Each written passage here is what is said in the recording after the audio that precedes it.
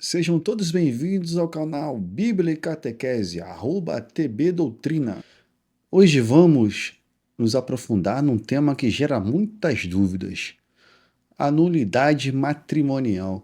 Se você quer saber mais sobre este conteúdo e conhecer mais sobre isto, fique conosco, voltamos depois da vinheta.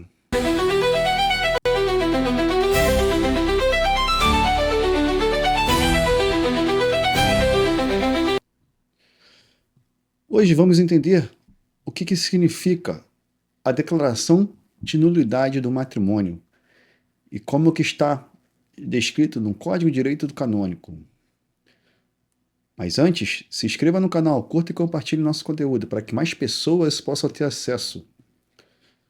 Como eu disse já no vídeo anterior sobre a sanação radical, o matrimônio é um sacramento, como está lá no cânon 1055.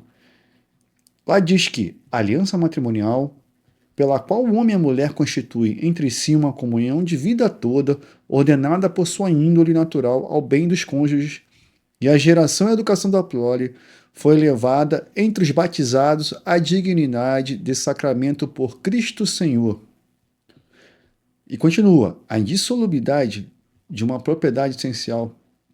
O cânon 1145 é claríssimo: o matrimônio válido e consumado não pode ser dissolvido por nenhum poder humano, nem por nenhuma causa, exceto a morte.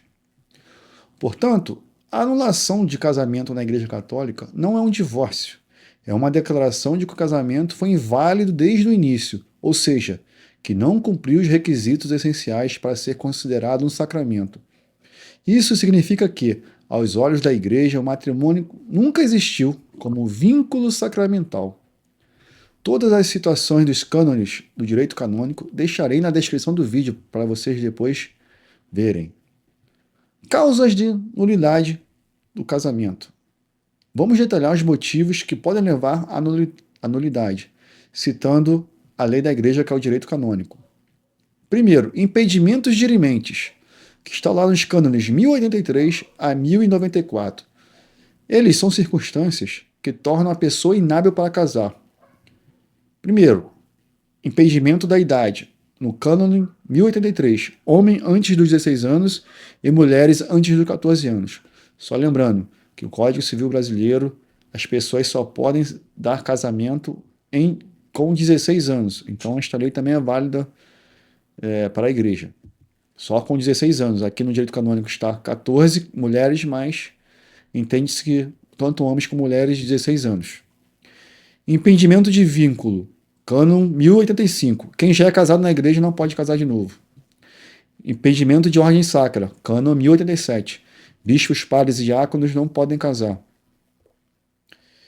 Impedimento de rapto. Cânon 1089. Não se pode casar com a pessoa que foi raptada com essa finalidade.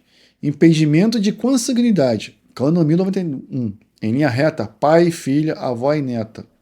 O casamento é sempre nulo. Em linha colateral, irmãos e primos. A nulidade vai até o 4º grau, ou seja, primos não podem se casar. O segundo casos que impedem são os vícios de consentimentos. Está lá nos cânones 1095 a 1103. O sim foi defeituoso. Este é o campo mais comum para os processos. Incapacidade por falta de uso da razão. Cânon 1095, no seu parágrafo 1º. Pessoas que no momento do sim estavam privadas do uso da razão por doença mental grave, embriaguez profunda ou efeito de drogas. Incapacidade por grave falta de discrição de juízo. Cânon 1095, no seu 2º parágrafo. Falta de maturidade para compreender e assumir as obrigações do matrimônio. Não é uma imaturidade qualquer, mas uma grave, que impede a pessoa de fazer um juízo crítico o ato que está realizando. Incapacidade de assumir as obrigações essenciais por causa de natureza psíquica. Cânon 1095, no seu parágrafo 3º. Pessoas com grave transtornos de personalidade, narcisismo, patologias de dependência afetiva extrema, etc., que mesmo entendendo o que é casamento, são psicologicamente incapazes de vivê-los, como fidelidade e coabitação. Simulação de consentimento, cânon 1101.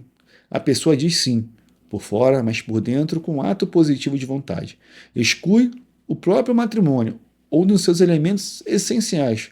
Por exemplo, casa-se com a intenção firme de não ter filhos, ou de não ser fiel, ou de que o casamento não seja para sempre.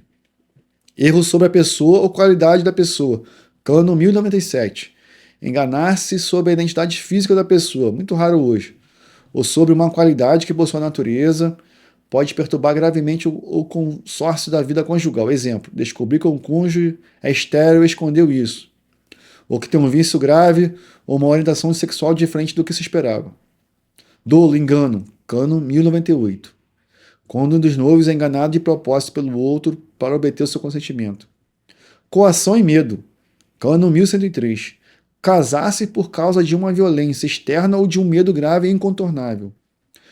E o último defeito é na forma canônica, canos 1108 a 1123. O casamento de um católico, para ser válido, deve ser celebrado diante do bispo, padre ou diácono, e de duas testemunhas. Se essa forma não for respeitada, salvo raras exceções com dispensa, o casamento é nulo. Mas os filhos, como que ficam? Esta é uma das maiores angústias dos pais. A resposta da igreja é cheia de caridade e bom senso. O cano 1137 afirma que os filhos nascidos de um matrimônio que é declarado nulo são legítimos. A declaração de nulidade se refere à validade do vínculo sacramental. Ela não anula a paternidade nem a maternidade. O amor que gerou os filhos foi real. A história vivida existiu. Portanto, os pais continuam com todas as obrigações de criar, sustentar e educar seus filhos. A nulidade não muda em nada os deveres e direitos dos pais para com os filhos, nem dos filhos com os pais. Podem ficar tranquilos quanto a isso. E o processo é acessível? Quanto custa? Outra grande preocupação é o custo.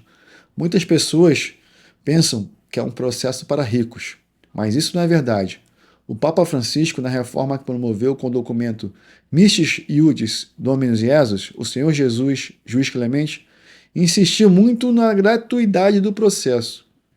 Ele pediu que as dioceses se organizassem para que os custos não impedissem ninguém buscar a verdade sobre seu matrimônio.